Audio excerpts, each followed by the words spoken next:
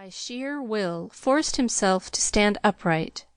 The wild look left his eyes and the flush his cheeks.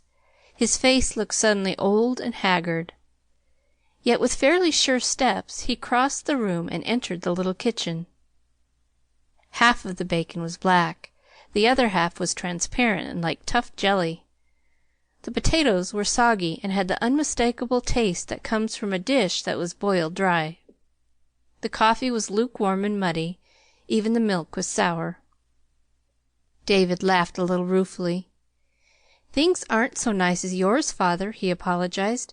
"I'm afraid I'm nothing but a discord in that orchestra to-day. Somehow some of the stove was hotter than the rest, and burnt up the bacon in spots. And all the water got out of the potatoes, too, though that didn't matter, for I just put more cold in. I forgot and left the milk in the sun, and it tastes bad now. But I'm sure next time it'll be better, all of it." The man smiled, but he shook his head sadly. "But there ought not to be any next time, David." "Why not? What do you mean? Aren't you ever going to let me try again, Father?" There was real distress in the boy's voice. The man hesitated.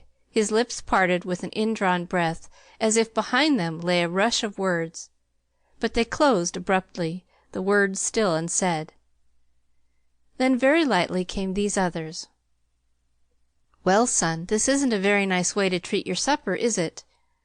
Now, if you please, I'll take some of that bacon, and I think I feel my appetite coming back." If the truant appetite came back, however, it could not have stayed, for the man ate but little. He frowned, too, as he saw how little the boy ate. He sat silent while his son cleared the food and dishes away, and he was still silent when, with the boy, he passed out of the house and walked to the little bench facing the west. Unless it stormed very hard, David never went to bed without his last look at his Silver Lake, as he called the little sheet of water far down in the valley. "Daddy, it's gold tonight, all gold with the sun," he cried rapturously, as his eyes fell upon his treasure. "Oh, Daddy!" It was a long-drawn cry of ecstasy, and hearing it the man winced, as with sudden pain. "Daddy, I'm going to play it! I've got to play it!" cried the boy, bounding toward the cabin. In a minute he had returned, violin at his chin.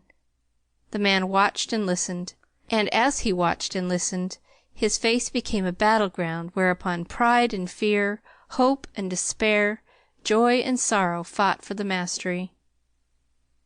It was no new thing for David to play the sunset. Always when he was moved David turned to his violin.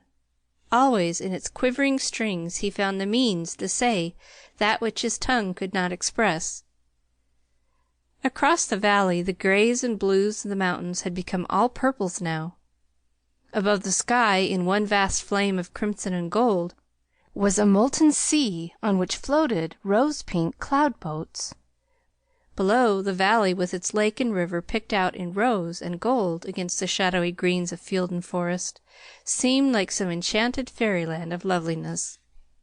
And all this was in David's violin, and all this, too, was on David's uplifted, rapturous face.